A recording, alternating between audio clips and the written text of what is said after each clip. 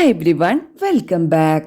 കൊല്ലം പുത്തൂരിൽ പോക്സോ കേസിൽ അറസ്റ്റിലായ ജോത്സ്യൻ മുരാരി തന്ത്രി എന്ന രാജൻ ബാബുവിനെതിരെ വെളിപ്പെടുത്തലുമായി സോഷ്യൽ മീഡിയ താരം ജാസിം.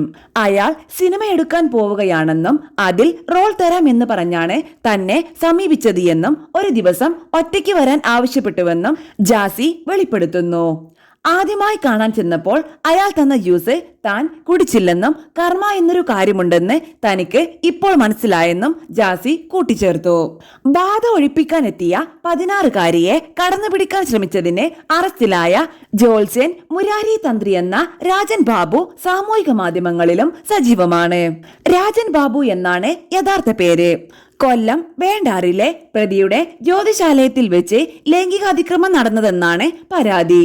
ഒളിവിൽ പോയ പ്രതിയെ ഭരണിക്കാവിലെ ലോഡ്ജിൽ നിന്നാണ് പുത്തൂർ പോലീസ് അറസ്റ്റ് ചെയ്തത്.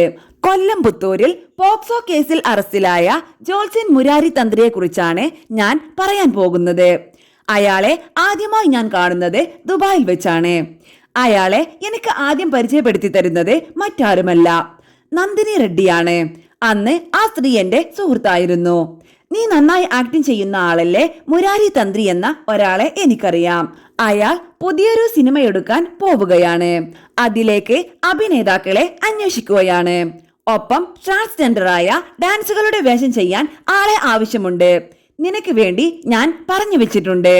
ഫോൺ നമ്പർ അയാൾ ചോദിക്കുന്നുണ്ട്. ഞാൻ കൊടുക്കട്ടെ എന്ന് നന്ദിനി ചോദിച്ചു. ജാസി പറയുന്നു, സിനിമ സ്വപ്നം കണ്ട് നടക്കുന്ന ആളായതുകൊണ്ട് നമ്പർ കൊടുക്കാൻ ഞാനും സമ്മതമറിയിച്ചു. ട്രീറ്റ്മെന്റ് മാത്രമാണ് ഞാൻ ആ സമയത്ത് ചെയ്തത്. ഹോർമോൺസും എടുക്കുന്നുണ്ട്.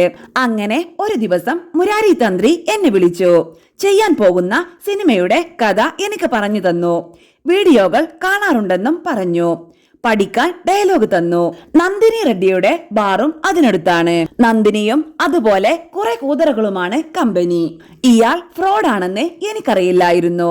ചിലരെയൊക്കെ എനിക്കും പരിചയപ്പെടുത്തി തന്നിട്ടുണ്ട്. സിനിമയുടെ കഥ കേട്ടപ്പോൾ വലിയ കുഴപ്പം തോന്നിയിരുന്നില്ല. ഒരു ദിവസം വീട്ടിലേക്ക് ഇയാൾ എന്നെ ക്ഷണിച്ചു. അപ്പോഴൊന്നും മോശമായി ഒന്നും തോന്നിയിരുന്നില്ല. എനിക്കറിയില്ലായിരുന്നു. ഞാനും ആശയും മറ്റൊരു സുഹൃത്തും കൂടിയാണ് പോയത്. എനിക്ക് സിനിമയിലെ സീനുകൾ അഭിനയിച്ചു കാണിച്ചു തന്നു. ശേഷം വീണ്ടും ഒരു ദിവസം അയാൾ എന്നെ വിളിച്ച് ഡയലോഗ് പഠിച്ചോ എന്ന് അന്വേഷിച്ചു. ശേഷം ഒറ്റയ്ക്ക് കാണാൻ വരാൻ ആവശ്യപ്പെട്ടു. എനിക്കതിൽ ഒരു റോങ് ഫീൽ ചെയ്തു.